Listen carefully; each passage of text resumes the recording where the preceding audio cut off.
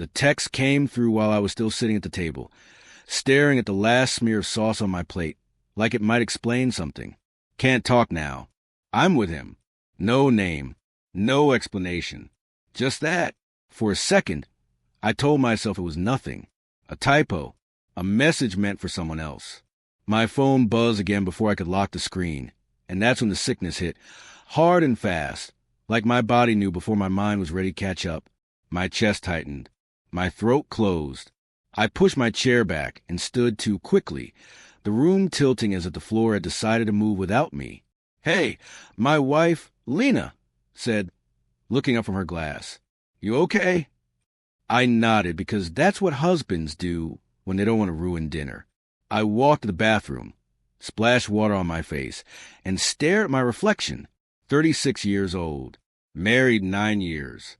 I knew that face, or at least I thought I did. When I came back, she was scrolling on her phone, thumb moving too fast, smile flickering on and off like a bad signal. I sat down slowly, my appetite gone.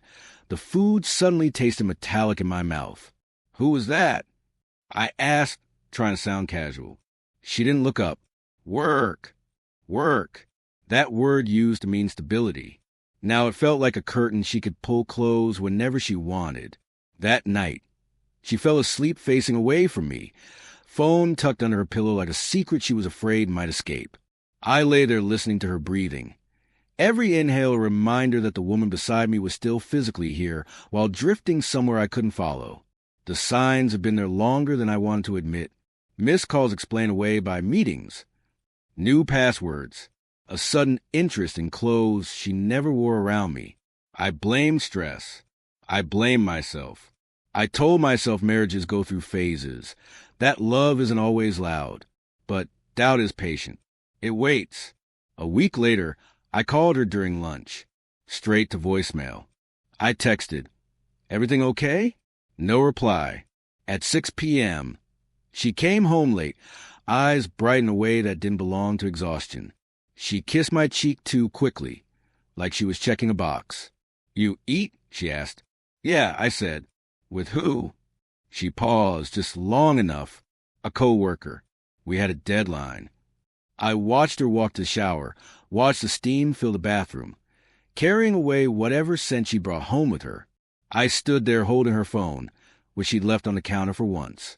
My hands shook as I unlocked it, not because I didn't know the code, but because I did. The messages weren't graphic. That hurt more somehow.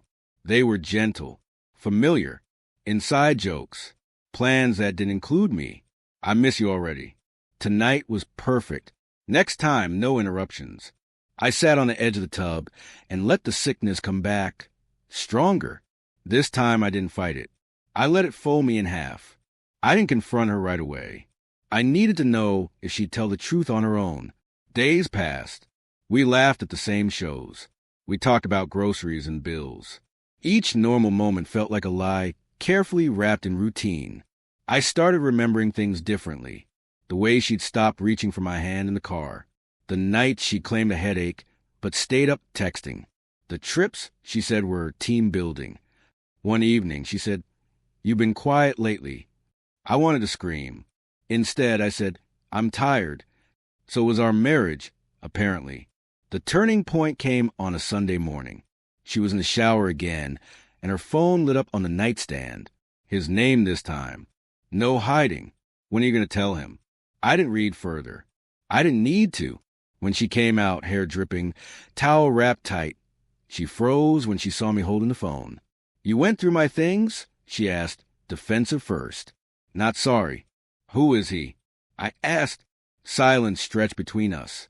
Then her shoulders dropped, like she'd been carrying a weight. She was suddenly tired of pretending wasn't there. "It just happened," she said. "I didn't mean for it to go this far." I laughed once, sharp and ugly. You never mean to crash until you hit something. She cried. Real tears. She talked about feeling unseen, about routine, about how he made her feel alive. I listened because part of loving someone is hearing their truth, even when it destroys you. And me? I asked quietly, "What did I make you feel?" She didn't answer. That was the moment something in me settled. Not peace, Clarity. I didn't yell. I didn't beg. I told her I was done. That trust, once broken, doesn't heal the way bones do. It scars, and scars ache when the weather changes. I moved out a week later. The apartment was quiet, lonely, honest. Sometimes I still feel that sickness, usually after meals, when my body remembers the moment everything changed. But I breathe through it now. I remind myself that loving deeply wasn't my mistake. Staying where I wasn't respected would have been. And that's how I know I'll be okay.